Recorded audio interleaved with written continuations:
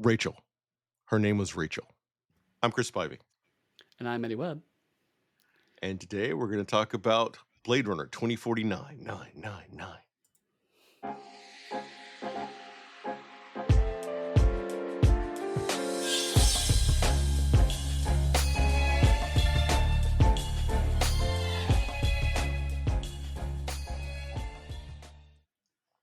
If folks are curious why Eddie had a weird pause there, it's because I have two quotes on the sheet that I was going to say, one or the other of, and I didn't either.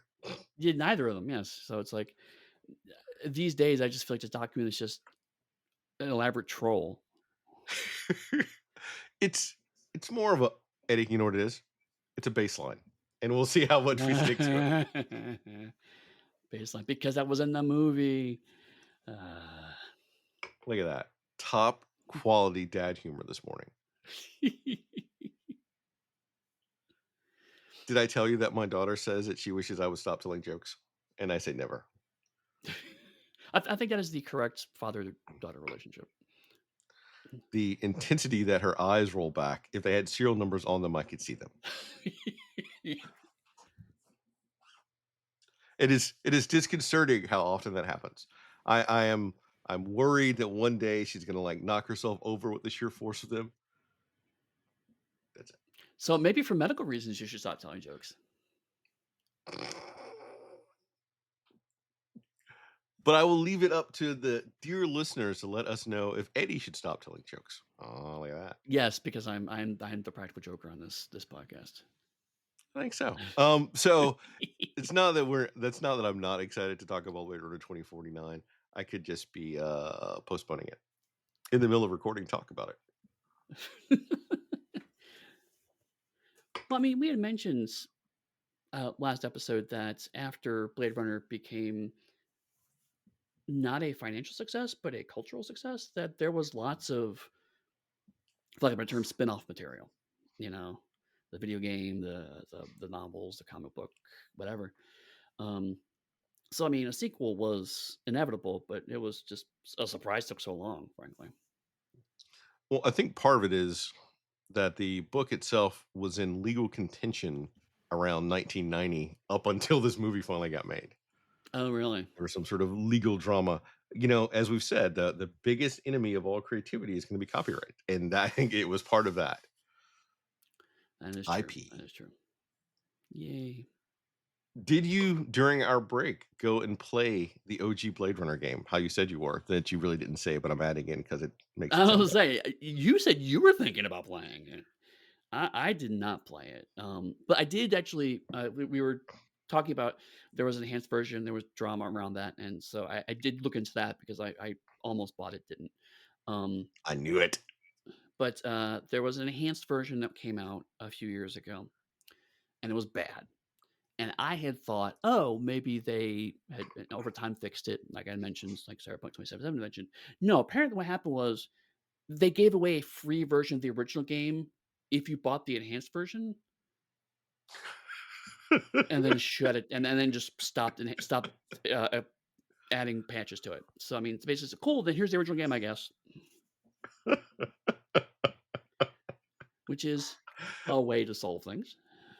That is the most corporate move you could pull. Oh, beautiful. Right. So you can buy both versions of Blade Runner. Um, but definitely, like you said, like it was still a genuinely ambitious game for the time period. I knew that, knowing you well enough, that if we talked about something, you can't help yourself but to go and research or look into things after we get done podcasting. So it's a matter of trying to figure out which thing do I think Eddie would have been most interested in to go and try to learn about. Right. And I thought it Right. was a For video example, game. I did not look into the comic books. Like I have in a humble bundle a few years ago, I got a few straight issues of the various Blade Runner comics, but I remembered reading them, not caring much about them, and I've already forgotten about them. I do know there was there's 2019, there's 2049, and then there was one I think is between those two. So there's like three different series of Blade Runner, but I only remember the third one. That's how little I looked it up. So, with your vast knowledge of Blade Runner and having written about Blade Runner in some sort of book, magazine, video recording of just you writing and talking about Blade Runner. Did you Is that a did you thing? only it is now, I just, invented it, trademark on that idea. So, It's just a camera did of you me. You don't actually see what I'm writing. You just see me typing in a keyboard for several hours and swearing occasionally and maybe drinking. And then I release but the you're video. You don't also see what I wrote. occasionally reference something from Blade Runner, so it implies that you're writing about Blade Runner during this course of time as you're drinking whiskey or whatever it is doing it. Right, right, right. Richard Decker.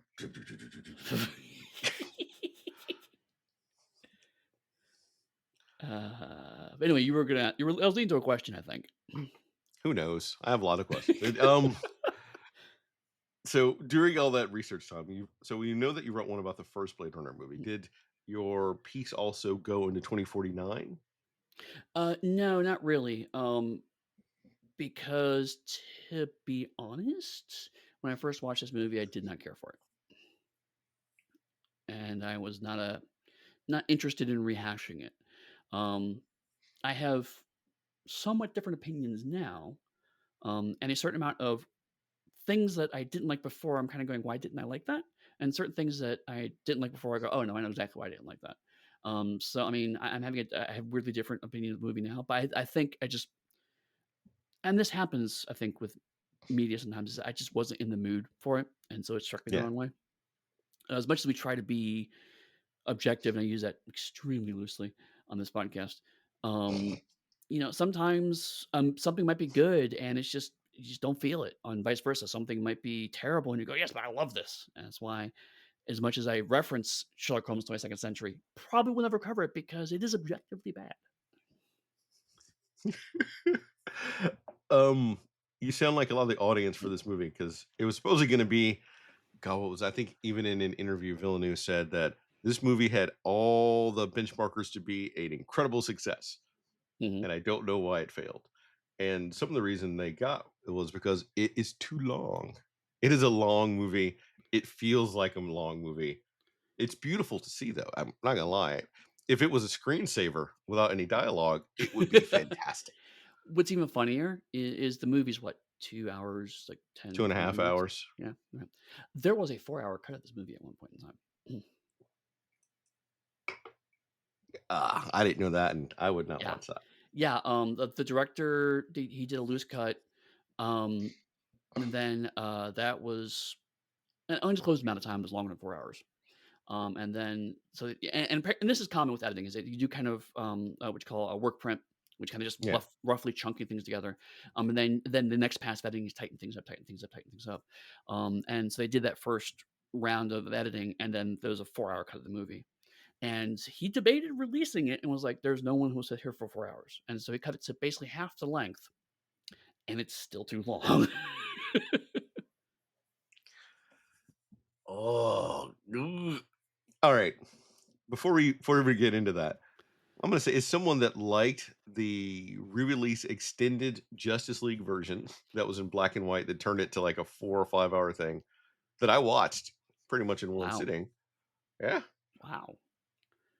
I did. We may have to cover that someday, just so I think we can have that debate that we're looking at right now. This movie felt long because it was slow and arduous, and I'm gonna have a lot of negatives. I'm gonna have some positives.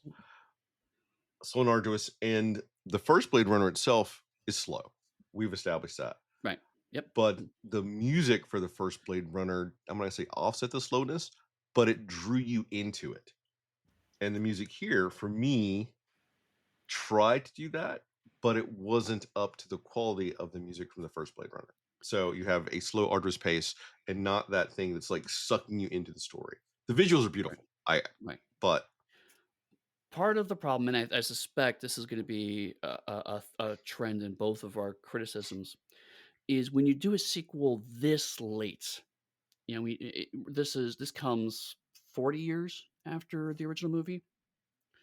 Um, you're trying to find a balance between things that people loved about the original and things that genuinely push the narrative forward. And the further you get away from the original release, the more nostalgia shapes the direction of the product. And so there's a lot of this movie that genuinely feels like it is only this way because the original Blade Runner was this way. Yeah. And for example, we talked about, it's slow and there's lots of long periods where there's no dialogue and no speaking. But again, that was because in the original Blade Runner, there was narration. And that was taken out and was replaced with really fantastic music. But it's like you don't need to do that anymore. But on the flip side, if I'm gonna use Star Trek actually as an example. Discovery made some very strong, bold directions, and initially was very kind of shocking to Star Trek fans. And then they started slowly easing back into something closer to the quote unquote traditional Star Trek mold and found their feet. Strange New Worlds did the opposite approach, which they started very grounded from the classic Star Trek thing, and then pushed away from that and got further and further away from that. And I think that was to a better result. And then, of course, Lower Decks is let's take both of those, big ends, as it were. It's like, okay, let's talk about, this is absolutely a love letter to the next generation eras of shows. But also, we're going to put in increasing weirdness in here because ultimately it's a workplace comedy. But all of And those come are on, television Star shows. Trek is weird. Think about Star Trek on the No, whole. it Star is. Trek is a No, it weird ass genuinely is universe. weird. And that's the only reason I love Lower Decks is because a lot of the stuff that's like, "Oh my god, this is so weird." It's like, yes, but like 90% of those are actually canon references because Star Trek is fucking weird. That's the reason I love it. And I didn't think I get to say this on a Blade Runner podcast, but Gene Roddenberry was a sex freak. It is well known. If you don't believe me, I think I mentioned it in a Oh, when yeah. we talked about Strange New Worlds. Go look it up. Star Trek is awesome because of Yes. the sex Yes. freakiness of it. Also is way hornier than people think it is, but that's neither here nor there. Yeah. But, again, those television shows, they have room to kind of find that balance, right? Compare it to the Star Trek movies, the reboots in 2009 era, where I think a lot of people bounced off of them because it didn't have the room to be too faithful or too different. It tried to find a middle ground, and didn't please people on either side. Um, It was being and then Star as Wars, I think is what it was. People couldn't stop comparing the 2009 Star Trek to Star Wars because it was too right, actiony for them. right, right, and even the Star Wars sequel trilogy, tried to, like the first couple of films, especially, were lots of let's trot these old Star Wars actors back out again. Sometimes for very good effect, sometimes less so. So I mean, a Blade Runner movie, of course, is going to have Harrison Ford in it, right? I mean, that just of Well, course, Deckard to let's movie, let's not make an assumption. You need Harrison Ford, but that doesn't mean you'll get Harrison Ford. right? I mean, that's fair, but I mean, that's you're gonna try to get as many of the actors from the original movie into this movie as you possibly can, especially if it's been 40 years. But they Um, didn't. They made an active choice not to. They only recruited 2 of them. well, right, but they could have been zero, is what I'm saying. The way this story is Alright, written, I mean, there you a slight revision of the script. There's one character you can pretty much cut, Gaff. easily, and that, yeah, I mean, Gaff is just a cameo. I'm glad to see him because I'm always happy to see Edward almost. But could have got him. And you could have rewritten this thing to not have featured Deckard at all. It would take a lot more work, but he could have done it, right? I So they will could have say gone something 0, controversial. which is It would have been a better movie without Decker. I agree, actually. Kind of where I'm going with this. Sorry. um, no, that's fine. It's fine because I'm saying all of this because I know there's going to be super deep listener who's going to say yes, but also you said that when you talked about the Doctor Who episode, there's a big dumb anniversary episode, and that was great and awesome. It's like yes, because there was stuff between the anniversary episodes. So having a big dumb anniversary episode where you throw all the old actors back in and whatnot, that's fun because there are other episodes outside of that that don't just retread the past. This is the only other Blade Runner movie, right? Yeah. Um, so I mean, I feel like if Deckard had been a cameo, slightly bigger than Gaff, fine. Um, Having a deep fake Rachel was I also think maybe, a bit too much, but the point is, like, Oh, it illustrates the conflict this movie has, which is that it is trying to be Blade Runner using modern technology, and there's not it's not pushing it forward enough, but it's also not faithful enough. It's doing neither side well. okay. I think we're getting solidly into the movie Fair because enough. I've got some stuff I want to say, but I realize that'll work better in the flow of the movie. Is there anything I'm going to talk about from the back, behind the screen, or are we going to jump directly into the movie itself? No, I Because I think mean, we have strong feelings about the movie. fair enough. I mean, the only thing I will say is, this movie, much like Blade Runner, so one thing that did really well that aped Blade Runner is it was a financial flop. It did not do well in the theaters. It has not become a cult classic, though. No, in fact, I shared with Chris before we started recording. There are also plans for a Blade Runner TV show, which is currently tentatively called Blade Runner 2099, which brings me back Spider-Man 2099 vibes. But they've already said it's gonna not be like 2094 or 2049. They're not saying they're retconning 2049, but they're certainly saying we're not doing that. So when your next Blade Runner franchise thing is saying we're not doing what the last franchise thing did, that kind of tells you everything you need to know about the cultural consensus on that. I already have an issue with it simply because I know 2099 sounds amazing, but you've now leaped 50 years into the future from where this is. They jumped 30 years in the future from where the first film was, which made more sense. Right. So, if it is not vastly different in tech and look and feel, I, as a viewer, will need an explanation for that 50-year period that transitioned. Because from the 30 years to here, you can see that tech is different. Things are Right. visually more striking. It's higher like level of technology, which then goes back to why aren't more people on Earth? But if they're going to jump to 2099, then I want to know that 50-year period. And I already sense that is not something they will tell me because I am a geek and I want that extra knowledge and context. Well, I mean that's always the problem as soon as you put a year in there. I mean, to go back to my quick reference, that's the Marvel 2099 versus Batman Beyond's dilemma. Yeah. Is that Marvel's like 2099, this is the year things happen, and then it became very popular. So now you're cramming a deeply improbable amount of things into 1 year because that year's in the title.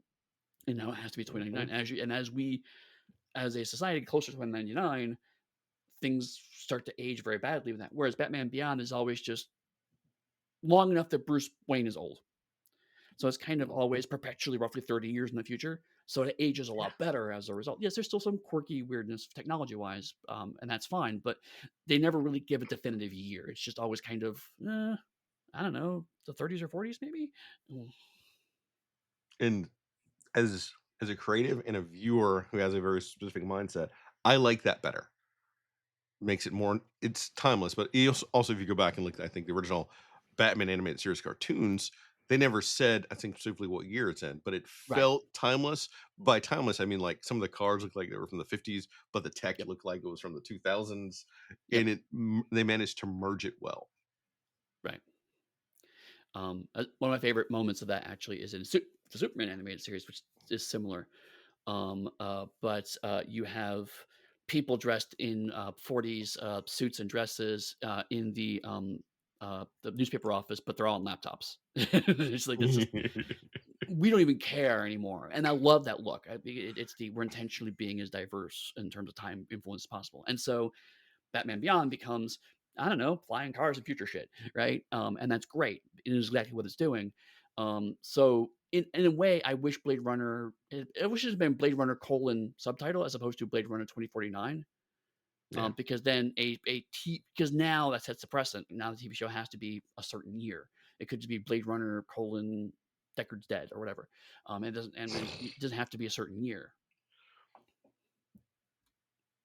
I wish then even hearing you say that now makes me wish that this television series would have done something like that. And like we're gonna step away from 2049. We're totally gonna even change the naming of how we do it. So we're like Blade Runner Right. semicolon new shit or whatever you Right. want to call it. Ah, all right. Blade Runner: replicants are awesome. I'm gonna say though, Eddie, if it's oh, I can't get over it. 2099, since you brought it up now. If this is what replicants are doing in 2049, then there is no difference between a replicant and a human, which then for me would make part of the premise of the ship of the movie and series irrelevant if it's delving into what makes a person. Right. Right. And honestly, I think we're moving into stuff that maybe it's worth talking about Yeah. inside the movie, but but basically, yeah, large part of it is that they wanted to make a sequel. They did many years later. It failed financially, and they're going to keep trying to mine that well, but it didn't work. Any final comments before I go into the summary proper? Nope, let's go ahead. Long, slow credits. Creepy and cool scrawl across the screen. Then we get Replicants, Tyrell Corporation, Rebellion. Wallace averts famine and then made a new, more obedient replicant. We have enslaved workers. Nexus 8 are hunted by Blade Runners as they're the old ancient models. And then we open on an eye. Why an eye? Why an eye, Eddie? It's because the first movie did it. I don't know. And I'm going to actually pause right there. Even at the opening credits, I have a rant. Go for it. I like the credit opening. It makes no sense it opens with an eye. Or you could you've watched the movie, you're listening to this. I know you could say it's because Ryan Gosling and then the movie falls down to take a little nappy nap. It still makes no sense it opens on an eye here. Well, and also, this is basically patient zero for, I think, my long running problem with the movie. Movies don't open with text scrolls anymore. We don't do that anymore. That's not how we make movies these days. It's the whole movie is structured like, okay, this is basically the movie that we would have made 5 years after the original Blade Runner, you know. But it's not. It's also Didn't not that either, right? didn't The Force Awakens do that? Only because Star Wars always does that. So there's a Lucas loophole.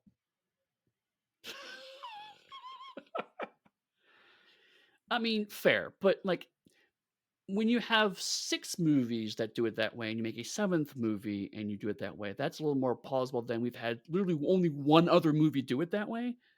Okay. I will agree with that. But I got to make a Lucas loophole joke, so that was nice.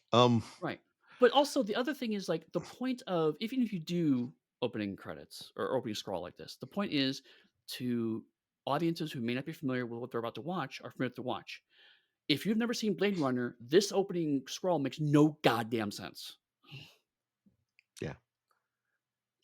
So part of it is as much as this movie, all right, this movie was not made for new audience viewers. It wasn't made to bring them in. You Agreed. could say that's potentially why Villeneuve then made those 3 little prequel sub movies or whatever it was, like little shorts for people to engage with the build up for the Blade Runner movie.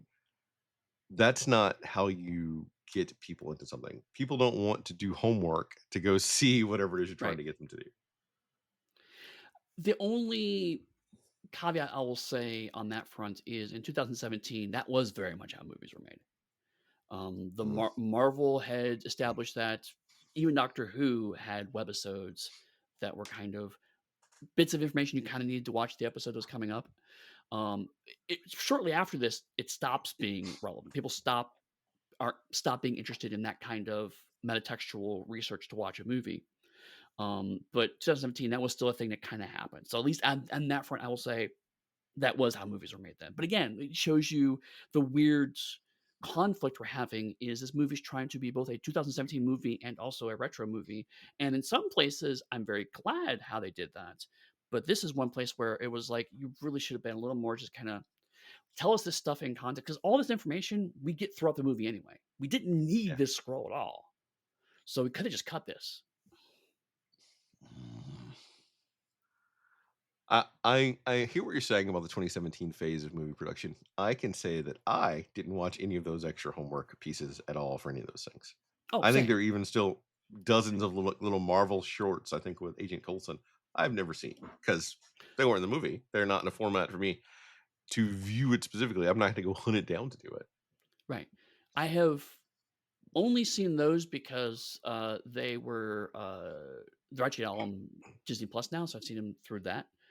And the only one of those I've actively sought out was when Paul McGann did a prequel thing before the 50th anniversary thing because it was Paul McGann, and I wanted to see Paul McGann as Doctor again. That is the only reason why I sought that one out. Mm. And much like I've still never seen the Five-ish Doctors. Oh, that's actually quite fun. Mm. I don't know. I meh, See, the it's not problem my is I didn't see that as ancillary because it has nothing to do with any of the. It's just a dumb movie that Peter Davison made with his friends. It was the equivalent of you and your friends take a camcorder and videotape you doing stupid shit for a few days. That's pretty much that movie is.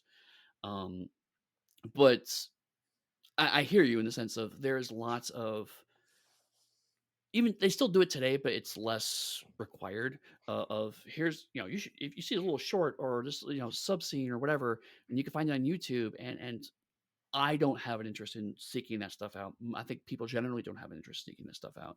It's if it's there for the hardcore fans to increase their pleasure, great.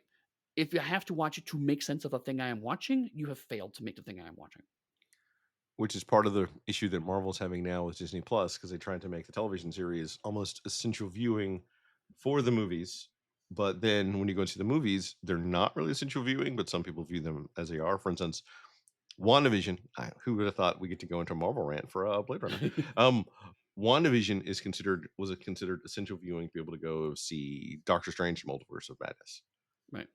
because of how it ends. It is not because Sam Raimi and the other people didn't go watch WandaVision and they made whatever the fuck they wanted to make, which then makes Right. that viewing irrelevant and you were told something else.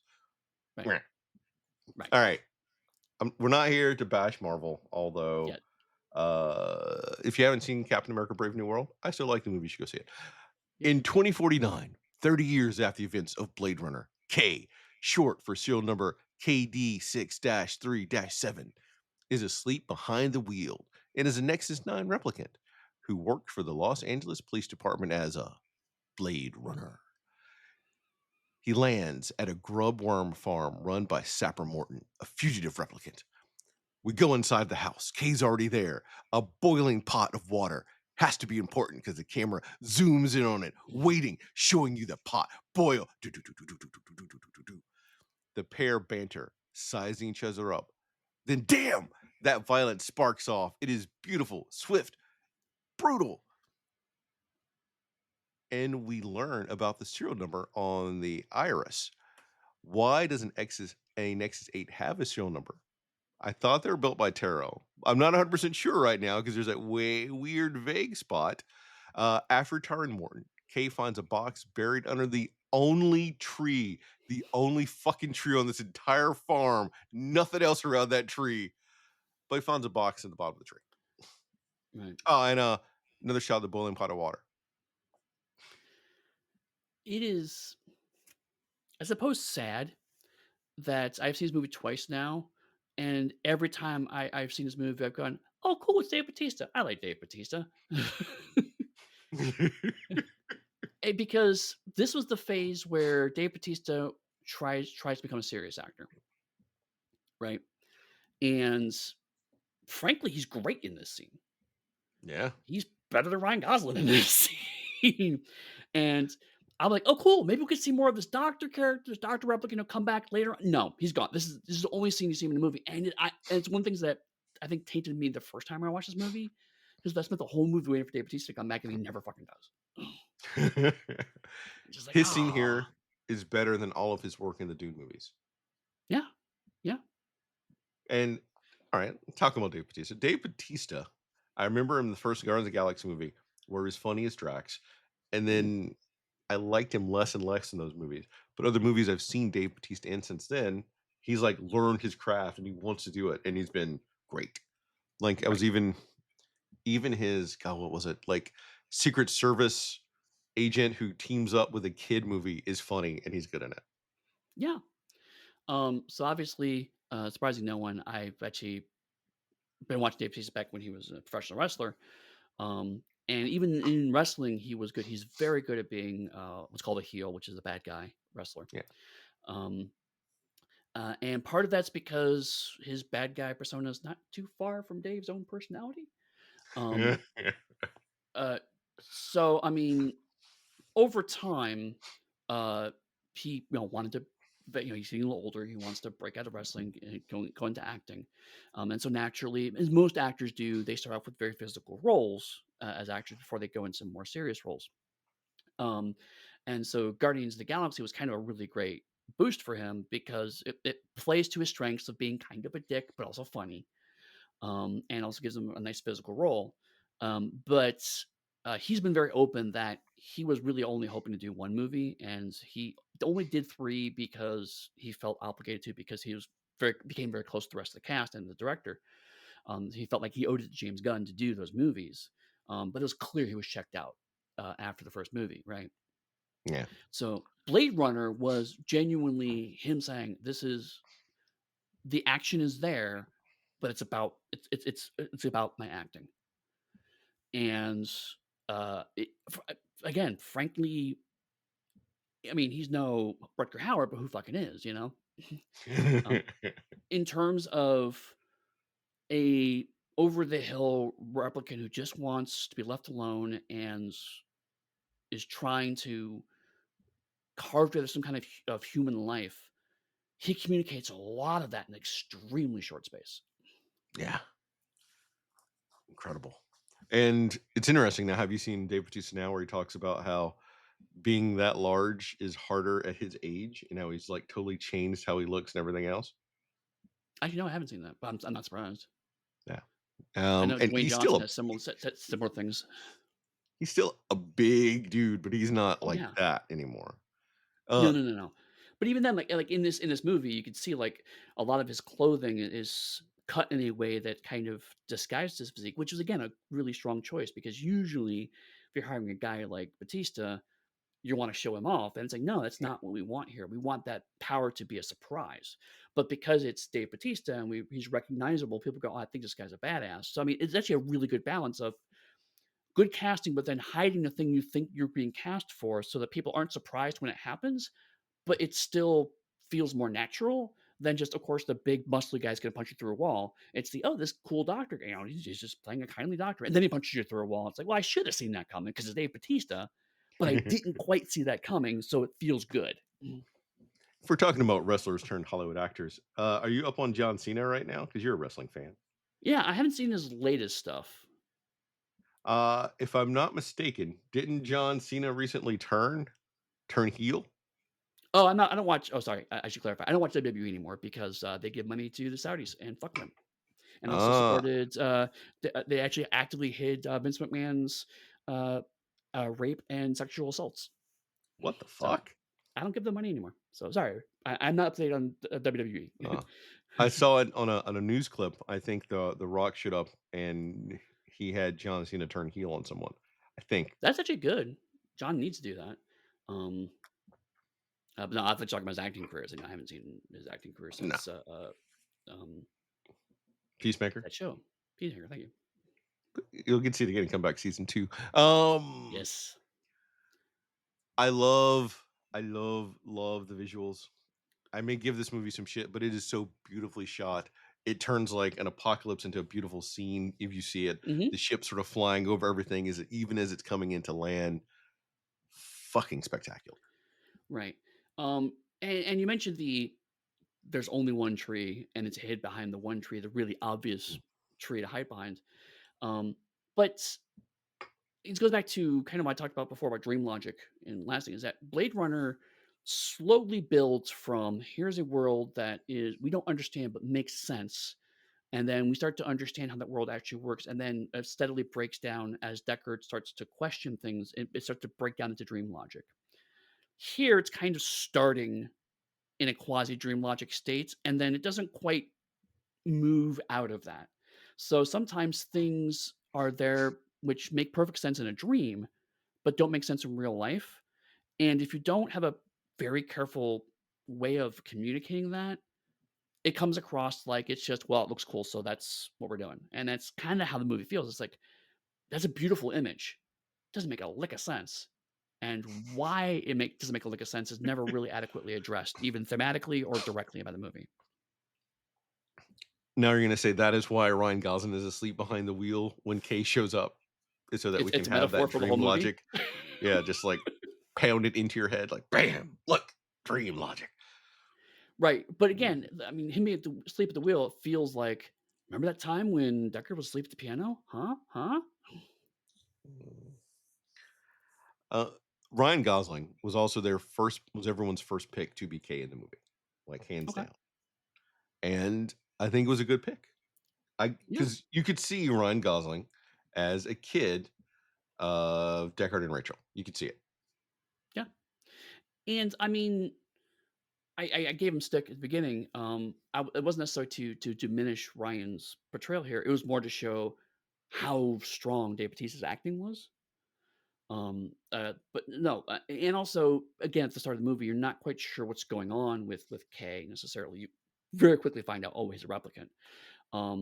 So when you have someone who's playing a very muted character against someone who's playing slightly more heightened, but Dave Batista, even in forward Dave Batista, is not at all heightened, but because it's Dave Batista, it's slightly heightened anyway.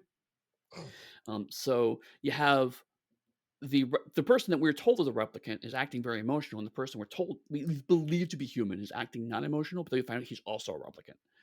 Yeah. Um, but the fact that I had to explain all that tells you kind of how muddy this movie is.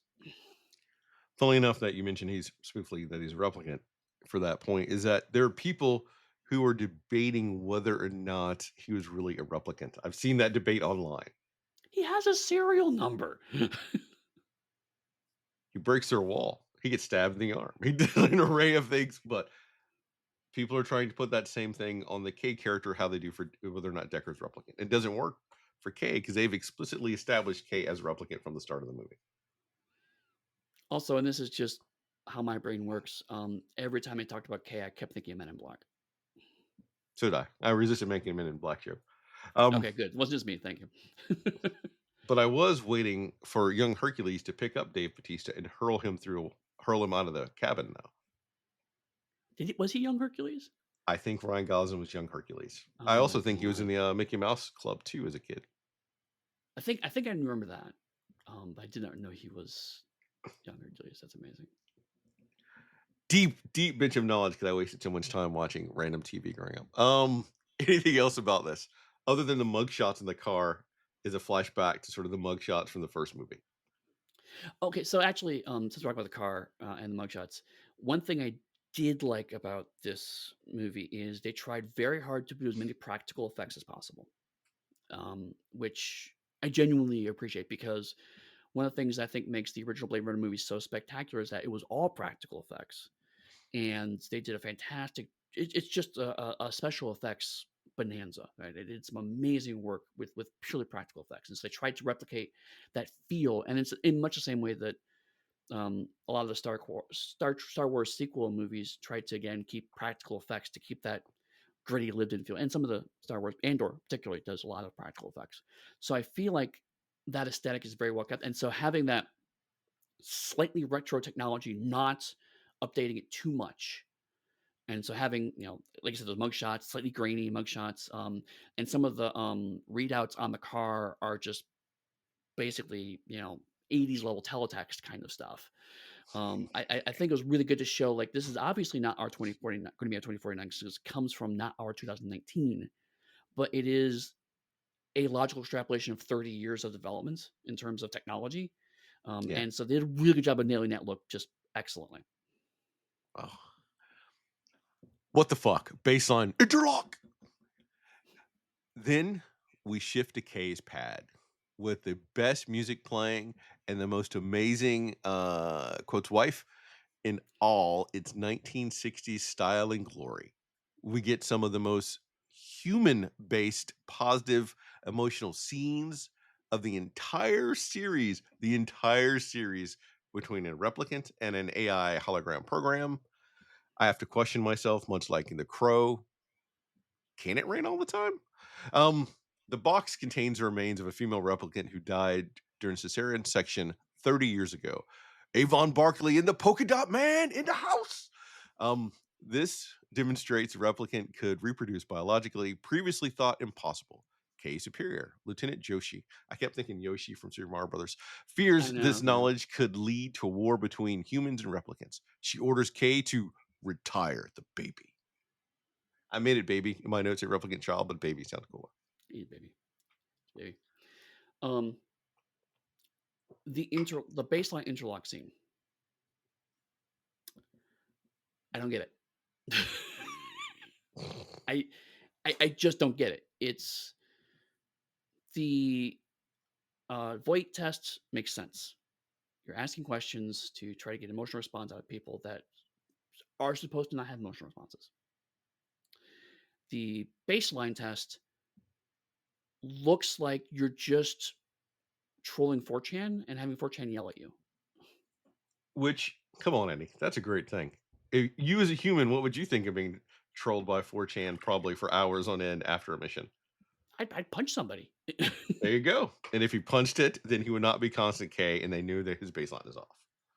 But I mean, Oh, I the agree with you. I'm just making right, right. a film. It's I don't know. Like the test seems to be we're going to abuse you and then force you to repeat a random phrase, and you have to repeat that random phrase immediately to show that you are not being distracted by the abuse. Is that a correct assessment of what the test is trying to do? Based on the previous action, yes, because here he's responding almost in time with it as it goes by. Later in the movie, he slows down and it says, "You're all off," Right. Right. which, given the moving credit, I understand that if you move 30s in the future and you have replicants working as Blade Runners, you would try to have some sort of automated test for them to go through after missions. That makes sense. The Right. implementation of this test, though, is a little iffy. Maybe an extra 30 seconds here to explain it would have helped make it flow better. Right. That I agree with because and this might be a case of I know slightly more. Sometimes when I watch these things, it's the I have knowledge, real world knowledge, and that forces me to re-examine the movie. Um, I know that people can become inured to emotional abuse, and so how they can just react and just tune it out. Um, that doesn't mean it's not hurting. It doesn't mean it's not impacting them. It absolutely is, but they can act like it's not. And so this is conceptually a bad test. It doesn't work on humans. It wouldn't work on replicants the way they think it works. Um, the only way it could work is if they're constantly changing it. But if it's a thing that you always have to do, it's very easy to kind of just go, okay, I'm going to get abused for a while and sit down and I just have to say random words and then I'm done. Is part of the reason this sticks out so much to you because you haven't bought into the movie, that it hasn't Yes, like, okay. It goes that's a back good to the thing assessment. where you overthink based on your engagement level with the film. Right. Because at this point in time, Dave Bautista has been killed and therefore my engagement in the movie has immediately dropped. If you put your Dave Bautista standness aside, does it then work? I honestly also think, like, I get why this scene's here because what they're trying to establish is, "Oh, by the way, people are still racist against replicants." We have to make that very clear, and it is they have to make clear it's institutional racism.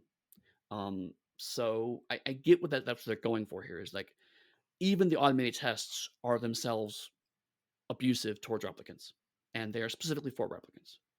So it's clear what's happening here.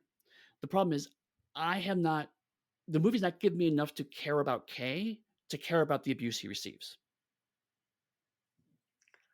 So I'm going to state here that, and I mentioned it in the other Blade Runner podcast too in passing, but there is an underlying enslavement narrative here that could be a larger, lengthy conversational discussion point Mhm. that I am not going to go into today. Right. And it's all throughout this movie. Villeneuve's version of it added to that, it did not make it better than what the Right, first movie did. right. I would argue it makes it slightly worse because It makes a it does. subtext text and then does nothing with it. Yeah. That's why I said it added to it and didn't Okay, detract okay. from it. Right. And Sorry, I if people misunderstood. want that discussion, they can let us know, and maybe we'll have an entire episode just dedicated to that for Blade Runner, because that is how Sure, much there is here. sure. Um, and actually, I'm glad we're talking about that because that leads to the next scene, um, because it makes that very clear. This is how replicants are, and then introduces an AI character who clearly, like from scene one, is somewhat self-aware and does not Mhm. in any way, shape, or form address that in terms of AI. Yep. And they've effectively also removed the agency from the AI, that the amount of agency that replicants have, Mhm. which Right, you may not notice it right now and here, but it's then blatantly put towards the end of the movie. right, and so what I mean, uh, uh, let me briefly take a step. Say I completely agree with you that the chemistry between Kay and his wife are fantastic and is one of the high points of the film. She actually is wonderful and one of the things I really enjoy about this film in the second watch. But what happens now is this is where we start to move into Blade Runner trying to do new things. But what it's done is we have humans hate replicants. Replicants seem to be okay with AI, but AI are also more literally shackled because they can't leave the room unless you buy a special device. Um, how humans relate to AI is not at all addressed, except for some occasional side references to buying our product. Um, so you now have potentially two conflicting slave narratives going on. Wait for it, Eddie. All right, Mhm. all right, I'll wait and see if you add the other point to it. Well, I was just gonna say you have two conflicting slave narratives going on, which don't argue, which don't gel with each other, and it just makes the whole thing muddy. But it does also set up the weird awkward thing of like, does is K basically a house slave?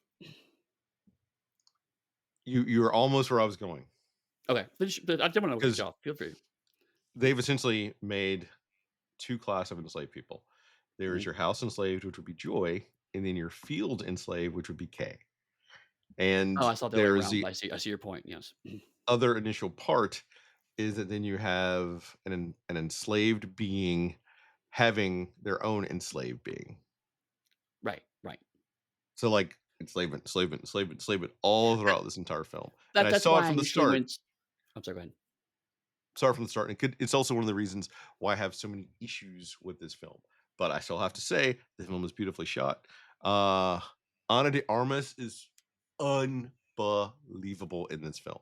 Yeah. Absolutely. And what I find hard, I know you've got a point, but I want to touch on her for one more No. No. second, Go for it. is that it is hard for me to believe how much trouble I think she had being cast in the film. She went, I think, I think I read it, she went to a language coach to get rid of her accent so that she could be in this movie. Wow. That's amazing. That's fuzzy memory of reading that somewhere. You're saying. No, I was just gonna say, like, so what the problem I have is, um, if you when you have these overlapping narratives, um, it puts K in the position functionally, effectively of being a collaborator.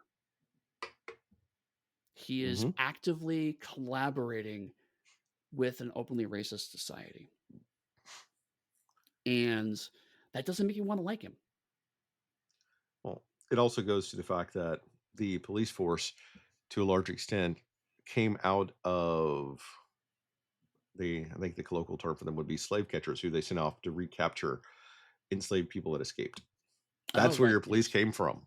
Like, Okay. Okay. and K is effectively one of them. Slave catcher. Yeah.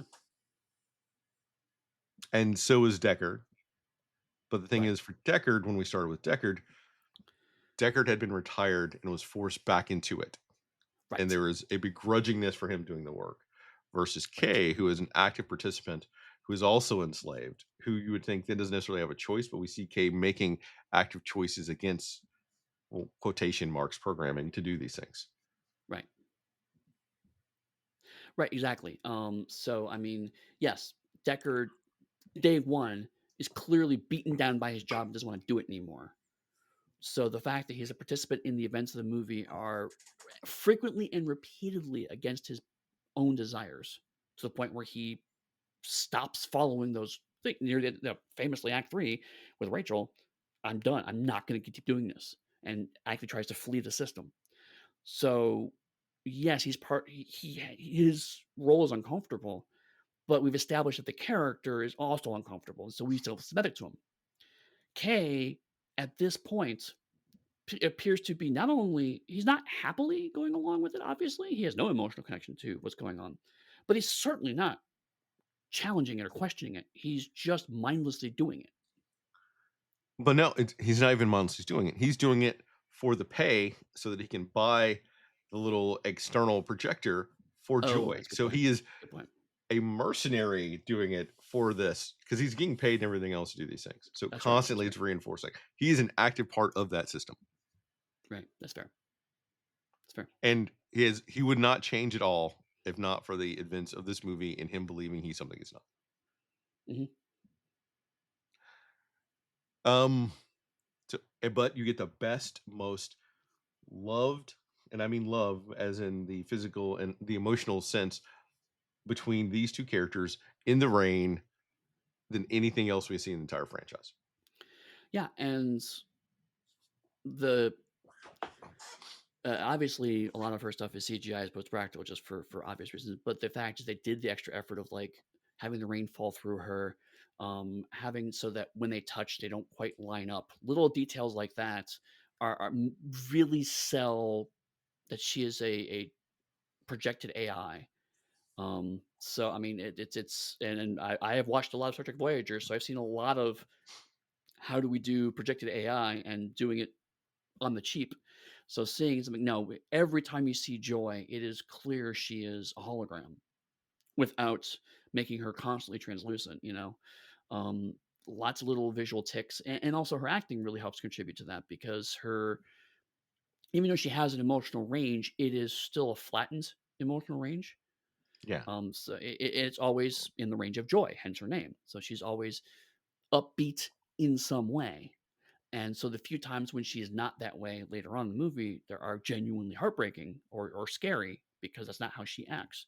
But again, it's frustrating because she has we see more of Kay's emotional range when he's with Joy, but still she seems to have more emotions than he does, which Mhm. again muddies what's happening here. There's too many. I can see why this is a 4-hour movie at one point, right? Because I'm sure all Yeah. this was explained in other scenes in that 4-hour cut, which would have been impossible to get through. But it's not that your movie's too long; it's that you have too much shit going on in your movie. So before we move on to the actual box scene and more plot relevant, would why is everything in this movie focused on like the 1950s and 60s for older time frames? That would make sense for the first Blade Runner movie, Right? but for this movie, they should be listening to like what Chumbawamba, Madonna. Is that about where we're at for their time frame? I get They'd be knocked he'd down, be but I can get up again. yes, that is what they should be listening to. Or even if you want to go way out there and pull in one that I love, they could be listening to like Devo, or I could keep going. I'll stop. Right? But But the music doesn't make sense. That's all I'm gonna yeah, say. and I mean, you bring up a good point, like because the reason why it was done in Blade Runner, because we talked about before, Blade Runner was ultimately a noir. And that's another problem I have with 2047. It's not a noir because Kate doesn't have hard decisions to make. Kate, frankly, is dragged along by circumstance through most of this Yeah. movie.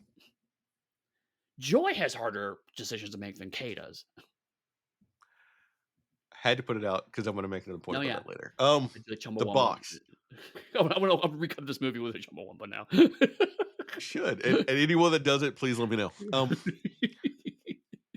So as I was watching the scene, because I was watching it intensely yesterday before we recorded, as I always do now, I had to pause the movie because I saw his. I'm assuming the partner would be Kay's equivalent to Gaff, who only comes up in a brief little scene here, and I was like, I know that face. And it took me a minute, but I remembered that he was Avon Barksdale from The Mhm. Wire. I was like, yes. And Polka Dot Man is in everything, Eddie. I mean, everything. If you go and look, he's like a stand-in extra, how Eddie was for the Punisher show, or he's popping up in all these different little movies all over the place. It is ridiculous. Love it. And does Kay have sight beyond sight? Clearly. I mean, and that's another problem. What K can do is super vague. And I'm all for learning someone's powers throughout the course of a story, but he certainly seems a lot to manifest a lot of plot necessary powers. Yeah. And the other replicants don't seem to be able to do that. Is there Right. a specific police model replicant? Right. Which would make sense. But then of course I would argue that his serial number probably should have a P in it as opposed to a K, but whatever. I'm just curious because Oh, that is the other thing that annoys me. I swear to God, if I near the end of the movie, I was like, if one more person says KD 6-3.7 one more fucking time.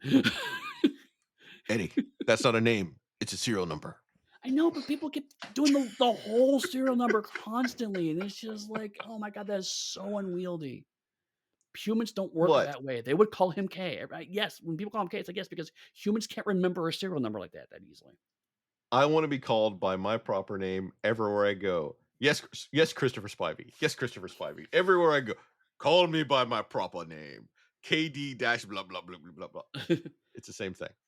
That's Mister Dash blah blah blah to you. I am not making a Mr. Tibbs joke in the middle of a Blade Runner. Slap. Oh, so I know the reason they have the scene is that because in the I original know. Blade Runner, Harrison Ford said enhance, enhance, enhance. So Yes. Kay's eyes enhance, enhance, enhance. There are too many blatant homages to Blade Runner, and because all right, I think my biggest issue that I'll put now on the table is that this movie had so much potential, and it gave you an idea that its story was going to be grand. Mhm. A human replicant war because of one child, and then we get this big expansive possibility of things, and it starts laying it all out, and then it immediately undercuts it and all puts it right back. Yeah, and maybe that's part of the problem is that it goes too epic too fast. If this had just been another shitty case for a guy just trying to do his job and save up money so he can take his girlfriend on a picnic, I probably would have been more into it, you know? Mhm. And oh, so the writer in me wants to rewrite it Mhm. so that a lot of that revelations come at the end, which then builds you up for a third and fourth movie because that's where all that should have really hit, and the case should have been the primary part here. Which makes me believe they didn't have faith in what they were doing to tell a story to get people to there. Instead, they want to try to hook you with this big epic thing and then yank the rug from under you. That's not important. Right, and to your point, like, all the epic thing is coached in very clear homages to the original movie. I'm not against homage, I love homage if it's done tactically. And there are some of the homages in this movie that are genuinely good. The problem is that so many of them are like you said, it's raining because it was raining in Blade Runner. There was an eye in the movie because there was an eye in the movie in Blade Runner. You know, all this is because it was in Blade Runner, and it's like that is a good reason. It's not a good enough reason. Mm. Anything else about this scene? No, because I'm about to bitch right again right in the next scene. So Okay. Can you clarify something for me with your vast, more Blade Runner knowledge than I have? And as you've written about it, I'm going to keep saying that you've written about it so people will go and buy it it's and two read your thousand work. words. Yeah, go for it. Subversive sci-fi. Who made the Nexus 8 model? The movie's unclear, but I believe the Walls Corporation made it. Okay. So we would have Nexus 6 being Terrell's last big model. There's implication that Rachel is a prototype Nexus 7, correct? Right, right. Okay, so And so and Nexus here's the 9 are the ones who are overly obedient. right. This is something you mentioned last episode that I hadn't thought about, but it was in my head when I watched this. And I realized because the first time I was like, "Why did they just keep it Tyrell? That would make more sense." I realized what's happened here is that this movie is trying to be sequel to every cut of Blade Runner. Because if you remember the original theatrical release, the Tyrell Corporation fell as a result of them escaping. That is Mhm. not in any other cut of the movie. But they wanted to honor even the original theatrical release, which is why we now have the Wallace Corporation. It should be the Tyrell Corporation. It would make so much more sense. Like, if your corporation essentially cures famine by having people eat grub worms, it is unlikely then that you'll go and solve the replicant problem. Right. But I mean, because so here's another thing, and again, this is a case of me knowing too much. I'm gonna talk about funeral homes for a second because that's a natural Whoa, thing. Um, did you know that most of the funeral homes in the United States are owned by 3 companies? I did not. Yes. Because a lot of times, what they will do is they will come in, they will buy a failing funeral home, but they will keep the original name because that's what people are used to. Same thing with banks. A lot of times, banks get exchanged back and forth, but they'll keep the original name on the bank because they don't want people to lose confidence in it, right? If the Tyrell Corporation was bought out by the Wallace Corporation, that's fine. They can keep making Tyrell Corporation Nexus models because people have confidence in that brand. That if you make a Nexus 8, it's going to naturally fall from Nexus 7. You would want that to be from the same company name to prove that it's the same Nexus model that you had before. So there's no corporate reason to change your company name. It should be the Tyrell Corporation. It could be Tyrell Corporation, a subsidiary of the Wallace Corporation. That's also fine. But if you have a Nexus 8 model and Nexus 9 model, actually, in the movies too, there would be a logical progression of the original company's name. That's how companies do business because people don't like change. Yes. So this makes no Which, business sense. funnily enough, that is a point I'm going to bring up later for someone else who specifically says they're a subcontractor because they don't want to sell to Wallace. That's that's how subcontracting works. But you brought it up now, so I don't have to do it later. Yeah, yeah. So I was having problems with that because I was trying to figure out why Nexus 8s have serial numbers and Nexus 9s do. I know that the Wallace ones don't, which then the, comes ah the only thing I can think of, and this is me justifying the film, is if it's a bit like um, an emissions test, right? It's if you have an older replicant, you've got to bring it in, have it checked, and we're going to give it a serial number in order for you to legally keep having this replicant. But the thing is, this is something we didn't cover because it's in one of the 3 little prequel things. Is there was a blackout caused by the replicant that sort of erased all that data, Right. which sort of comes up when they talk about paperwork in a second, but Right. erased all that data. So then you would know who's a replicant, who's not a replicant. Right. I have other issues with the blackout too. But it frankly comes down to narratively speaking, we can't have every replicant go through a lengthy interrogation scene for this movie. So we need a very quick and visually interesting way to identify replicants. This is what we came up with. Cool. All of the problems with this are solved by just not changing the company name. Like literally, don't.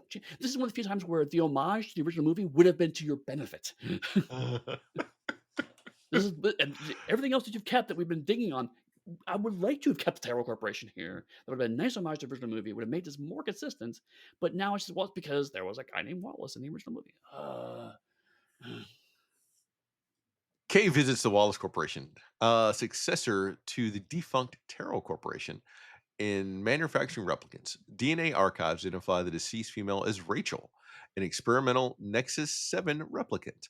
Love, Wallace's assistant, escorts Kay around through the building to give more glimpses of the building and the incredible shots of the world, and she tries to learn more about the case. Kay learns of Rachel's romance with Rick Deckard. Kay then visits Gaff, Deckard's former partner in a retirement home, who says Rick retired after he got what he wanted and makes more origami figures because origami figures are in the first one. So we got to make Right, them in the second one. right. I could just imagine ever almost going, "Oh shit, I have to do this stuff again. I don't know how to do origami." Uh, Again, happy to see it, Gaff again. I mean, it was a cool nod. As much as I said before, you could cut his reference or cut his thing here, I'd let you like his cameo here. It's not necessary. It's not at all relevant to the plot, but this is one of the few times where, like, a nod to the movie makes sense. It makes sense that he would talk to Deckard's original partner, 'cause if this ship was in blackout, they have no clue what their relationship was. yeah. I'm looking for Rick Deckard. Hey, look, his partner's in this retirement home. I'll go ask him. That's a logical conclusion. It's a natural way to bring in a cameo. This is one of the references I actually do like. Just narratively, we don't need it. And the blackout thing doesn't seem to have impacted anything. Any information they need, they already have, which then removes a lot of Kay's investigative searches he should be doing. Because right now, I don't feel that Kay is at all is competent in his job. He gets lucky and he can punch the ever living shit out of people. That is Kay's baseline. Right. I mean, because I will say, like, Kay being a bit of a thug isn't necessarily a problem for me. It's just that the movie itself is not in the same opinion of Kay's abilities as I am. Right? The movie's trying to make Kay to be like this master investigator. Deckard was not a good investigator either, but the movie made it pretty clear that Deckard was kind of reluctantly doing this. So him not being great at it, and also to be blunt, it wasn't a huge mystery to begin with, right? It wasn't No. it was just 4 replicants ran free and are now hiding by not at all changing their faces, and one of them shot a guy. So I mean, like, it's they're not hard to find. Just track them down. Just do the legwork. But because again, this movie's trying to make this big epic conspiracy, Kay is not up to scratch to be that kind of investigator. He is not the Fox Mulder of this world, you know? Oh, all right. Before we move on, my only comment is what's up with Gaff's white suit? And how can Gaff afford to live in that retirement home? Because he sold out, man. I don't know. All this movie does is give me a lot of questions that can't have answers because it was doing it because it was cool, but I'm not bought into the film. And that could be on me that I'm not bought into the film and I'm seeing all these things. So I mean, I should take a step back. I'm not inherently against rule of cool. There's plenty of things that are like, it's here because it's cool. And that's frankly good enough. But you're right. You have to do that with but you have to do it if the audience is bought into the rest of the concept of the film. Um, Actually, you know what? Raiders of the Lost Ark is actually a really good example. Um, the actual plot of Raiders of the Lost Ark is extremely simple, and a lot of the stuff, the traps you see, are in no way realistic when you go through it. Are Right? you saying that There's boulder no, trap wouldn't work? there's no way. I mean, the boulder trap's probably the more realistic one, but certainly those darts would not have worked. The pressure plate definitely would have been busted. I can't get my computer to last for 5 weeks, let alone 2,000 years. You know. But the So, point all is that right, I will you give you that. But because who reset those darts after they've been fired the first time? You're saying. right, exactly, right? I mean, there's lots of problems with it, but the point is like I'm bought into Indy's quest, and so Mhm. when he's in the traps, I want to see cool traps, and so the fact traps make sense. I don't care. They just look cool, and that's what I want. Of course, there's going to be a skeleton hanging on a wall with a spear through him, even though it's too far on the ground. There's no way the spear should be pointing this way. But I don't care because of course I want to see a skeleton there because that's what I want to see in an ancient tomb of traps. I've played D&D. I know how this works. So in a sci-fi film, of course, I want to see a cool scene of examining sci-fi concepts and confronting people inside of corporations. I do want to see that, but I have to care about something in this movie to buy into that. And thus far, the movie did give me that, and then they killed Dave Bautista's character off. Oh, we get a replicant scene. CEO Neander Wallace drops a bunch of exposition. I mean, like he pulls up an exposition starship and just drops it on us. Oh my god! And we watch him kill his latest quotation mark angel. Wallace wants the secret to replicant reproduction to expand interstellar colonization. He sends his replicant enforcer, her true purpose, Love, to monitor K. On a rainy street, more rain, we get some mysterious woman telling a group of sex workers to find out about Kay, who's just randomly sitting at a table as he killed Morton. She sees he's keeping, and one of the sex workers see he's keeping a picture of a dead tree, but Pocket Joy gets jealous and rings, so the other woman leaves. And in fact, it really does rain all the time. I will I'm give barely this resisted movie singing that song, by the way. I know, you're trying very hard. I will give this movie one credit. It is that it is a rare example of which it manages to piss off both your identity and my identity in the same movie. Because we just spent a lot of time talking about the problematic slave narratives in Blade Runner. Now I get to talk about the problematic ableism in Blade Runner, Yeah. because the guy who's disabled is fucking evil. I thought about that the whole time. Whenever it popped up, I was like, "Oh." It's like, "Oh, look, Um, the I blind guy. Of course he's evil. Of course technology makes him turn evil because that's what assistive devices do to people. Fuck you." I can't remember if that was Jared Leto's choice or it was in the script. I do know that originally, if memory serves, they wanted to cast David Bowie in that role, but he unfortunately passed away. Oh, And they I might got have Jared almost given it Leto, a pass to David Bowie. I'm and not they gonna said they lie. got Jared Leto because he gave the same sort of rock star energy, which he does not.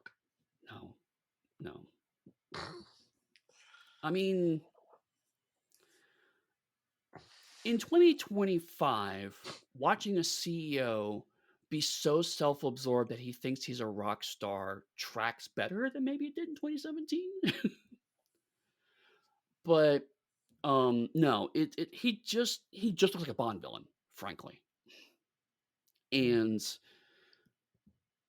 I'm not against sci-fi Bond villain either, but it's another tonal shift for this movie, right? Again, if this movie was all operating in dream logic, the CEO being a straight up Bond villain would actually track. Because everything needs to be heightened and distorted, and so, of course, the CEO of the Replicant Corporation is a mad cackling villain who has a disability and has a secret sexy bodyguard. Of course, that'll make sense in a dream logic style world, but nothing about this movie it keeps bouncing between something that tries to resemble a reality as stemmed from the original 2019 and something that is surrealistic, and it never settles in either camp, and so it just keeps kind of shifting randomly between these things. Goes, well, it would be cool if Jared Leto were just kind of randomly slur at people and touch his head with a light. Just like, no, not really. Ugh. That's all I had for this piece. I wanted to cover it so I could talk about Bowie for a second, but and I do not like the constant reference to angels and all this other stuff. That seems to be That's just so weird. And then, of course, yes, we have to have sex workers here because sex workers were in the last movie. um love kills the more guy and steals evidence. Yoshi shows up at Kay's desperate for information because she believes that the war is going to start soon and it's gotten out about Rachel. Kay says he burned everything at Morton's farm except for a sock and a date carved into the tree trunk, which he recognizes but doesn't tell Yoshi everything. And because it's from a childhood memory of a wooden toy horse, we get a fucking flashback. All 99.99% of humans bald, regardless of age. I'm getting strong Yar and Data vibes from Yoshi and Kay because replicant memories are artificial. Kay's pocket girlfriend Joy believes this is evident that Kay was born, not created. Kay discovers in the LAPD records two children born on the date with identical DNA, aside from the sex chromosome, but only the boy is listed as alive. Whew. Okay, so Joshi is awkward. Um, the first in the first Blade Runner, the police commissioner was just a complete asshole that forced Blade Runner to do their job, and you never see him again. He's just an inciting incident. And you know what? That was great. They tried to give Joshi some kind of character arc, and her character arc seems to be, I want to have sex with my slaves, which is a whole different level of problem and problematic trope. Yep. And Um, I'm not even gonna, and I could even bring up like the like the whole white fear of black men with white women that would be yep, implied just because it's an enslavement. There are so many fucking levels I could go into a rant about this, and I'm actively resisting not to, just to try to focus on the movie. And people ask, why right, isn't Chris doing it today? Because Chris is still processing world events as they are right now. right, right. So I just brought that up just kind of as a note in that fire, but the my frustration with that is that that seems to be all that she's there to do. And then, spoiler for future scene, then die. So, I mean, you could have cut these scenes out and nothing would be really lost aside from the initial "do your damn job," which is every police sergeant in every police movie ever, right? So to try to give the movie some credit, I would think that around 2017 is probably when the first, or when it was made, it the first Wonder Woman movie may have been out or not. And it could have been that they were trying to give Robin Penwright more to do because she is an Uh, actress. okay. Because that would have also been around, was that House of Cards, which she was also in? So Yeah. So I could see that key case of like her going, "Hey, I want to be in this movie, but I need 3 more scenes or whatever." yeah, so a part of me feels that might have been Fair, part of it to get her on board. fair. Um, I personally love a okay. research montage. Yeah, I do like the research montage. Um, I do like the fact that Joy is not only an active part of this investigation, but also is better at it than Kay is. And another bit about the holographic nature, the way they have her shift through K while they're researching together, fabulous, beautifully shot, Yeah. well executed. Oh, you will not hear one real complaint from me at all about the visuals of this movie. Stunning. No. Um, uh, and even the flashback, yes, it's a flashback. I know you don't like flashbacks. Um, I will say there's a reason for it, but at this stage of the movie, it seems gratuitous. It turns out it's not. This is one of the few places where I'll give the movie structure a lot of credit. It turns out to be an extremely relevant plot point. Yeah, still a flashback. I am also enjoying the effortless integration of language that they use throughout the movie. Because even when the sex workers came up, they were speaking a different language. Kay understood it. There are some other different spots where the computer speaks a different language and Kay understands it. So there's that constant thing right Yes. there, and that is also an homage to the first movie where it's not brought up. But Deckard speaks multiple languages. Like that is an homage that if you watch the movie, you see and you appreciate it. And I did. And actually, I give this movie credit, they do a better job of it in this movie, because in '82, you subtitle movies were not a thing. Subtitle movies are only if you're a weird liberal who watches foreign films, right? Um, Subtitles are much more normalized 2017, thank God. And so they don't have to do the awkward thing of Deckard going repeating something in English, like in like the first movie. It's like, "Oh, it's, the cop," huh, you know? Um which we had dinged as Deckard coming across a little bit like the "if I speak loudly and slowly in English, you'll understand English." Yep. In this movie, because they can subtitle, they can have conversation in different languages, and they can naturally fall off, and we can just read the subtitles and be fine. And so there was, I think it was, again, another case of street scientists, which I that is one trope I love, and I'm glad they did bring back this movie. I don't Or is think it he in this comes scene or up is it yet, later does he? scene? Oh, maybe he's He's later. No, later. you're right, I'm sorry. He's later, I'm sorry. I Um love the street tech. Love it. Yeah. But you're right. Even in the language here, it's like, they're very casually moving between languages, and not all of it's subtitled, but also in those cases, the context makes it very clear what's being said, so you don't need it. When you do need a subtitles, they show up. So it does feel a lot more organic than it did in the first movie. But again, like '82 was the first time anyone had even thought to do that, right? So there's, of course, it's going to be a bit rough around the edges. We've got time to learn that. So that's an homage that worked extremely well, I think, this time around. Anything else before we move on? Move on. Let's go. Kay tracks a child. He's awake behind the wheel to an orphanage, but the records from the years are missing. Did I mention that we have raiders that are fucking awesome? We Oh learned yeah. we learned that a little love goes a long way. Kay recognizes the orphanage from his memories, and I put that joke in there just for you. Um, Really good. where was I at it? Because I love that so much. Kay recognizes the orphanage from his memories and finds a toy horse in the furnace where he remembered hiding it, believing he was born. Joy renames Kay to Joe because real boys need names. Replicant memory designer Dr. Anna Steline, who lives behind glass due to a compromised immune system, confirms that the memories are in fact authentic, leading Kay to conclude that he is Rachel's son. Kay then fails a baseline test, marking him as a rogue replicant. When he implies to Joshi that he killed the replicant child, she gives him 48 hours to pass his baseline test or he'll be retired.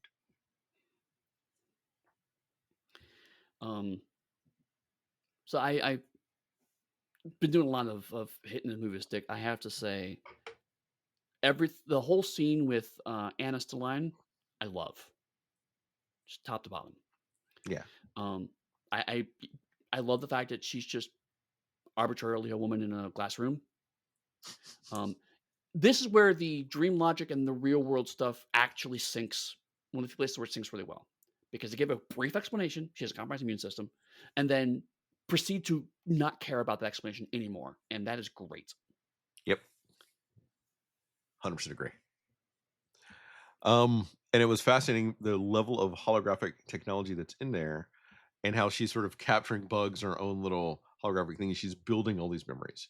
And you get the Right. drop that every designer puts something of themselves into whatever they create, which is Yep. true on every single level, which could be because, well, I like the scene so much that they're talking to me. They're like, hey, Yeah. Chris.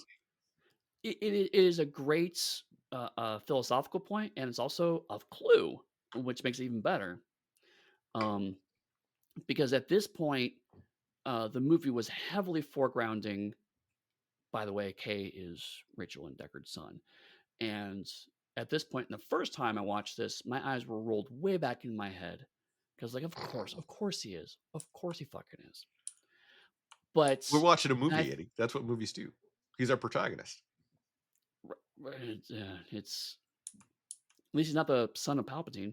Anyway, Oh, so ugh. let's just put that back in the Fucking, box and put that away. fucking Um, waste. but so I thought that was where we go, and frankly, I think at this point I was checked out my first time watching the movie. I was like, I know where it's going to go. I don't care. I'm annoyed by it. So I watched it, but I didn't remember what's going to happen. Now that I watched it again, knowing that this scene is actually the pivot point for the whole movie, and therefore Anna is the pivot point of the whole movie. She is. This is another homage because she's kind of the Wallace of the movie. Like, she's the random tech that comes in halfway through the film Yeah. and has a unique set of skills that recontextualizes replicant information, knowledge, and she's a sympathetic portion of the replicant structure. Um, but this homage was done so much better because, again, like I said, you give her a very different look. I mean, gender swapped obviously, but give her a very different look. Having her play with and just sheer joy on her face when she's creating these memories and watching them, her interacting with them, and then watching the memories kind of rewind and go back and fast forward, and as she tries to add details to it, um, felt very. She genuinely looks and feels like an artist, even though that actor had to be just in an empty room for that whole scene. You know, So so it was really she's really good. our what's his nose from the apartment building, is what you're saying. Right? Yeah, yeah, yeah. Okay. I thought his name was Wallace, or maybe I'm thinking it. I want to say it's like JB or JD or something like that. Yeah, yeah, yeah, yeah. I think his last name is Wallace, though. But whatever. Point is, yes, that guy. Mm. I'm hoping it's not Wallace because we have the Wallace Corporation here, which would then put other weird implications that I didn't even look Well, into. I think I think it's the implication is that he took over the company after Tyrell died. But I he think it's can't the be because intended he's implication. dead. We know that Roy killed him. Roy even says, "I feel bad about killing so and so." I understand that. You This movie has realize a lot now of after the problems. podcast, we're gonna look and see, but we're not gonna do it right now. Yes. Um, okay, this is a real question for you, Eddie. Yes. The orphanage, when Kay gets shot down and Joy blinks out and then comes back and tries to wake him up before the Raiders attack. Right. Is that what a combat zone in Cyberpunk Red looks like? In my head, yeah, certainly. It's the take Mad Max, add a few more buildings, and you're basically there. So what I'm saying is that the Blade Runner 2049 crew that got any profits should be paying Mike Pondsmith some money. That's it. That was the whole point of that little sidetrack. I mean, they should anyway, but yes. Wow. Joe hires replicant sex worker Marinette as a surrogate for her to have relations with Kay. The following morning, Marinette placed a tracker on Kay's jacket prior to being sent away by a jealous Joy. Kay deletes Joy's database at her request, as if the Blade Runners come looking for him, they could use her to find him. Kay transfers her into his handheld pocket Joy device. If anything happens to that device, she's gone. Street analysis of the toy horse leads Kay to the ruins of a radioactive Las Vegas. Love dispatches Yoshi in a fucking police station. Do they not have fucking cameras in the police station? How many stations have Love been in to kill people and then walk out? Love tracks Kay to Vegas using the police network. Fucking police station. At this point, I could make a joke about how historically the Los Angeles Police Department has been more interested in racism than doing their job, but instead, I will move on to the fact that I really like Joy is one of the subplots I really enjoy because it is set up and built out so well. Like they spent a really good time to establishing what her limitations are, and then they have a very natural thing of like, if you leave my backup here, they'll find me and interrogate me. So delete that. But then that means that if this device gets damaged, I'm gonna die, which of course and we as movie watchers go, of course, that's exactly what's gonna happen, right? Yeah. But this is one of the few weirdly, Joy is one of the few noirish parts of this whole film because we see the tragedy coming. There is no choice that Kay could have made that would have avoided this tragedy. I mean, there are some choices he could have made to avoid the tragedy, but the point is Mhm. like uh, he made some bad choices and they've led to this moment, and Joy wants this to happen because that is the only emotion she's able to express, except then we have the sex scene, which again, first time I was like, of course there's a sex scene. Um, but they do a really good job And of explaining this is how where we're awkward it inherently is. different on the Right, podcast. right, You're like, oh, sexy. I was like, yeah, yeah, sexy. right. Yeah, well, um, but they do a really good job of doing the kind of how to make her sink. And again, visually is just amazing because it would have been easier to have it just kind of let's lay one top of the other, but they're always slightly in different positions in different spaces. So it never it's quote unquote synced, but it's never like computer accurate lockstep. There's always a bit of phasing in and out. Um, and then afterwards, Kay or sorry, Joy basically turns to Mariette and says, "Cool, money's on the counter, get out." You know, and I'm just like, "Whoa, what is happening here?" Yeah. Okay, Eddie, Yep. why? So the replicants, we've given them Right. memories. Yes. Why are the emotions of every other replicant other than K so high and human-like? I the only thing I can say, and again, this is me filling it doing work for the movie, is, the misunderstood belief that a police officer is better if they don't have emotions. I know you have strong opinions on that front. Yeah, I I'm will not gonna point do out it this is here. the Los Angeles Police Department. I'm not gonna do it here. I may save some of those when we cover RoboCop, but Oh it god. doesn't make sense. There needs to be a No, it more doesn't. Not at all. if the replicants, the Nexus Nines that we're primarily looking at, are all obedient, and they should have like they can't lie, they can't do these things. They're supposed to be emotionless. Joy is the AI, which I assume they programmed to be like that. Love should be utterly emotionless and not a psychopath throughout the entire movie, but from start to finish. Marinette, it has a bunch of emotions when she comes in and she's flirting and everything else, and so do the other replicants, except for K. You know what? As you said that, I just real you helped me to uncover yet another plot hole in the movie. Because the baseline test. by its name, implies you're testing to make sure that the replicant is operating as intended, as designed. So the baseline test should be I'm abusing you and you have emotional reactions to the abuse because that is supposed to be how the replicants are created. That's why you give them memories, so they have a natural emotional range. So why is there a baseline test for the one replicant we see in the movie who is not have emotions? Hmm. And when he does, he's in off baseline because he has emotions. Right. It I didn't do any real research on the movie. I potentially should have just to see how many writers there may have been and how many iterations the script may have gone to. Because it's really starting to feel like there was a bunch of different writers' rooms and they cobbled together a script at the end of the day, Right. taking bits and pieces of everything. Or again, at one point it was a 4-hour movie and it cut down to 2 hours. So I mean there may be large chunks of explanation that are they're gone from that cut. Mm. Anything else before we move on? The we mentioned before, but it's worth saying again, the street tech is amazing and my favorite parts of the movie. While I have a problem with Love killing Yoshi in a police station, I gotta say I love the use of her face on the computer and the head drop. Um, Yes. Yes. bees. Where is Mr. Holmes right now, Eddie Webb? Where's Mr. Holmes? I got a bunch of fucking Dead. bees. He's dead. Um, there he find Kay finds Deckard, and the pair briefly scuffle before just deciding to drink out their issues. A dog that can drink with me would be fucking amazing, hands down. As a side note, I myself would love to live in a fully stocked and functional hotel that didn't have radiation everywhere. All by myself. Fucking amazing. Yeah. Absolute dream.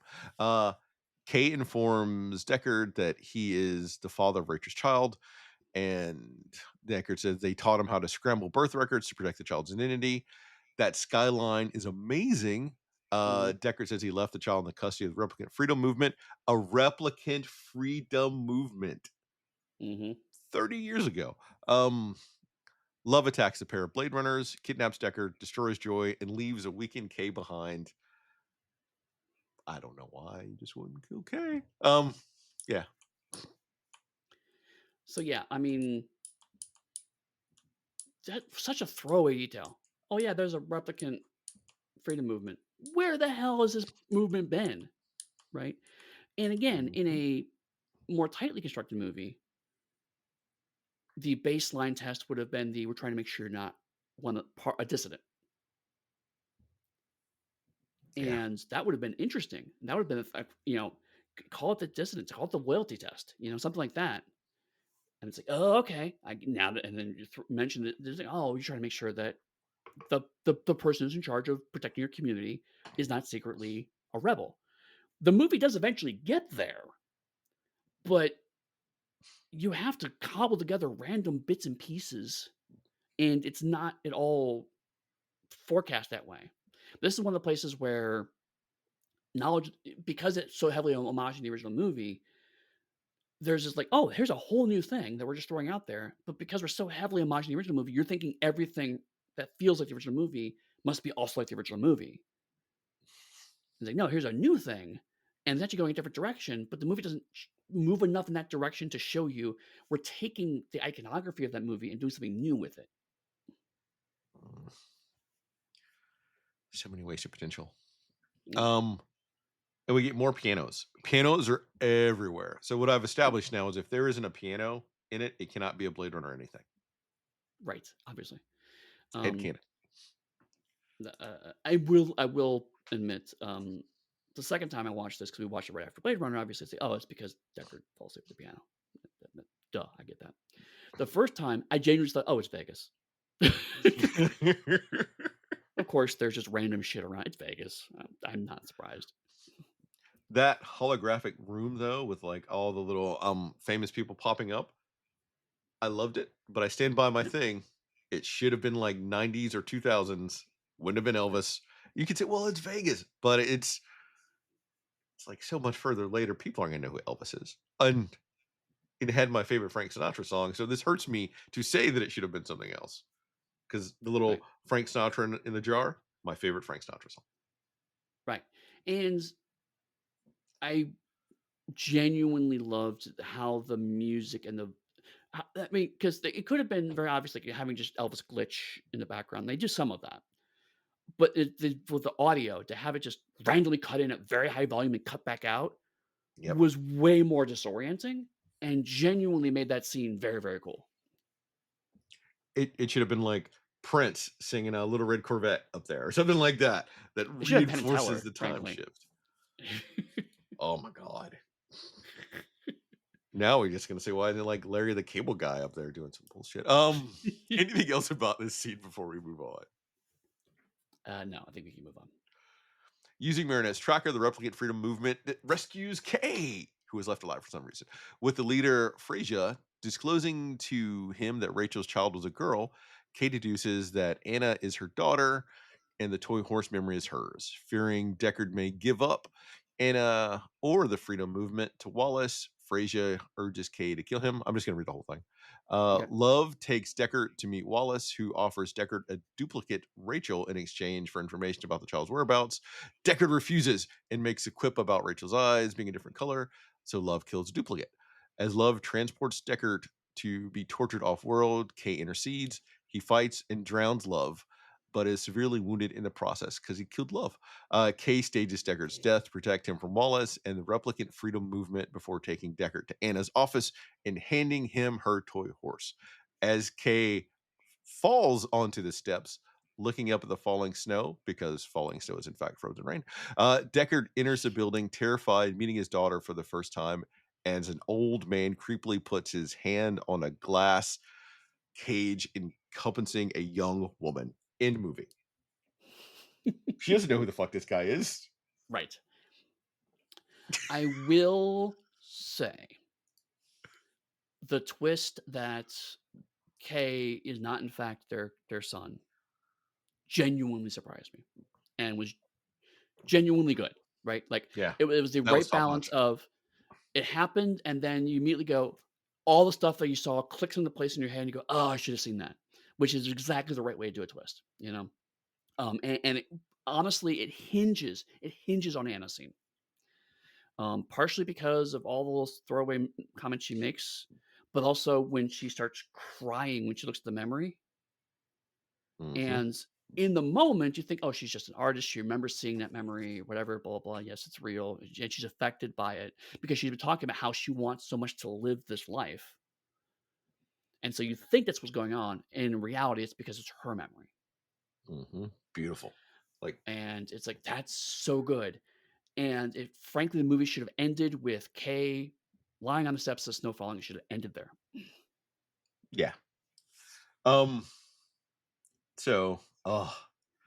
but how they got there to have Kay get an exposition dump about that pains me.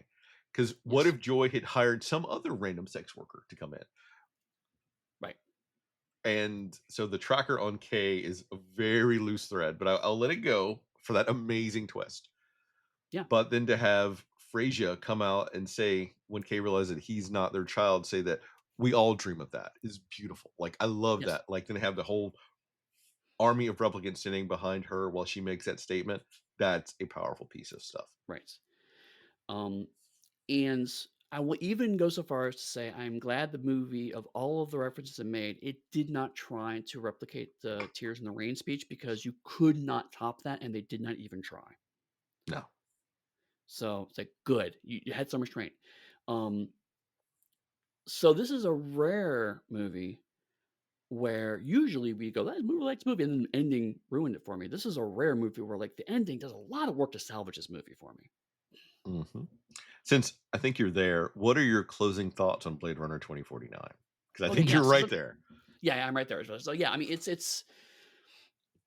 at the end of the movie. By the movie's over, I'm genuinely engaged with the idea that this is just a random replicant who is not at all important, and it's just about a guy and his girlfriend who get caught up in some bullshit and die, and they both die for it. At a conceptual level, that is a fantastic film noir. I feel like if we could see all 4 hours of footage, I feel like there is a cut of this that really just focuses on Kay and Joy, that could be a genuinely good movie. Mhm. Um, I think it's one of the reasons why I'm so mad at this movie is because we've had this before where, like, you can see the potential of it, and it's just not on the screen, and you get mad because you want the movie you see to be pulled out of that. And that's definitely where I'm at because especially because the ending gets it's a little wobbly, but you're right. There's a lot of the good moments of the movie are in the last 15 minutes. Like, and again, I think genuinely what happens first time I watched the movie. I think I was so checked out that I just the ending of the movie just kind of washed over me. I forgotten all of this. I watch again, like, wait, what? How did I miss all of this good stuff? Because I think I was so checked out, and that's I think the big problem with this movie is that it it had a very I'm not I would say it had a strong vision. That's not true. I think it had a vision, and I think that vision was best realized at the ends when they could finally start doing something interesting with the material and iconography. But they were so laden down with having to be a quote unquote Blade Runner movie that it lost a lot of what made Blade Runner magical. How That's about you? a lot of what you said I agree with. The It was a scoping issue. There is a concept of where they could go and how grand they could have made it. And they kept putting that in the forefront of the movie, which detracts you from the actual heart of the movie that is going to be that Kay and Joy story.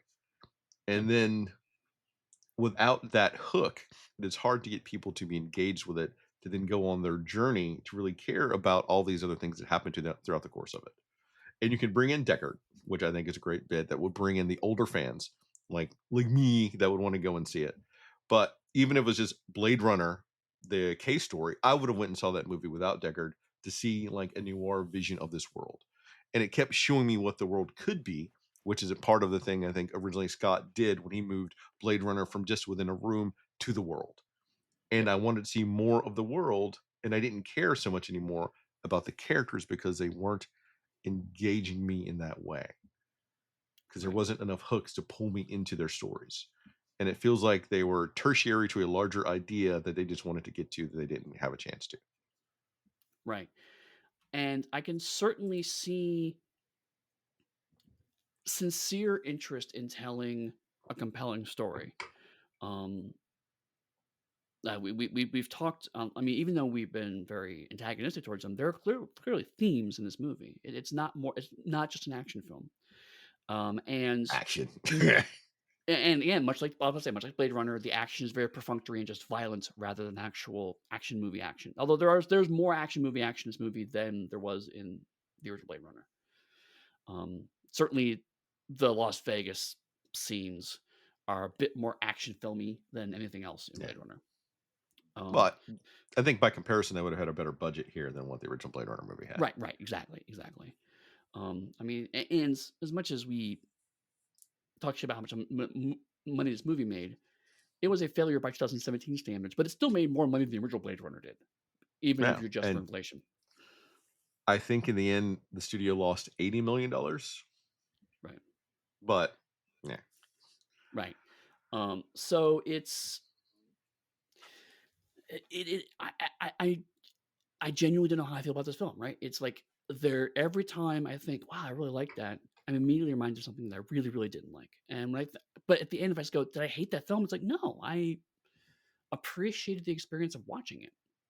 Would I seek out watching 2049 again? Probably not. I mean, I watched the original Blade Runner well over watching 2049, but if someone threw 2049 on, I wouldn't walk out of the room. I would consider 2049 to be homework, essentially, because Fair. it is visually stunning, and I will keep stressing that because that is the primary Yes. strength of the movie for me, and I think for a lot of people. But it is something you should watch just from the sheer visuals in the movie. You could play Chumbawamba and not listen to the soundtrack, but it is worth seeing. And much like you, I don't hate the movie. Meh. Mhm. I guess I'd be ambivalent to the movie. It's pretty. Yeah, I like Ryan Gosling. I like, Ana de Armas. I grew up liking Harrison Ford. I think Dave Yeah. Bautista was a great actor in it. So there's so many positives I have for it, but then I also have these other parts that I can't quite get over. And then I have the underlying my underlying issue on the whole with Blade Runner.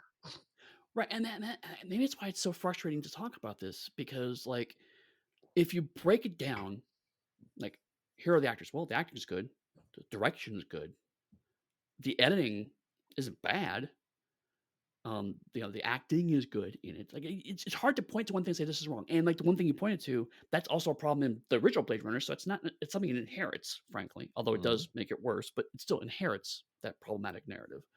And it So like inherits you it can't from the original source too. right. So like you can't it's very hard to point to a specific chunk of the movie and say this is why it's bad. You really can't. But the actual experience of watching it is not fun. so it's like it much like the original Blade Runner, it's kind of a whole thing's kind of a mess. So in that respect, it's very respectful to the source material. And it goes back to like my thing. At the end of the day, we may come up with our own chart for ranking movies, but I'm Yeah, thinking this would fall into the homework bucket. It may yeah, not necessarily be fun, but you will learn something from watching it. yeah, yeah. I could see that. And certainly, if you were a fan of Blade Runner, which we are, you probably, if you've not already watched this, you probably should watch it because it does some interesting things with the iconography. It does some terrible things with the iconography, but it does some interesting things with the iconography. So yeah, homework feels about right. It feels like in the same emotional bucket as the latest MCU movie came out, so I should go watch it. Yeah. So Eddie, if people want to know what potential homework assignment they'll get next in this Blade Runner homage that we said it was going to be Cyberpunk, but it's more homages to Blade Runner. What are they gonna do? Well, speaking of homages to Blade Runner, we're gonna scroll back to 1995 and see what Japan wants to do with these concepts by talking about the original 1995 Ghost in the Shell. We're gonna watch the English version of that translation of that, obviously. But yeah, We're gonna watch the Ghost in the English Shell. version. We didn't discuss that. Well, no, yeah, if you want to watch in Japanese, go for it. I'm gonna Well, watch it with subtitles and or dubbing. the subtitles would potentially be different than the actual dubbed version. So we should agree. Are we watching Well, the dub version? I can watch the dub version if you want. I will.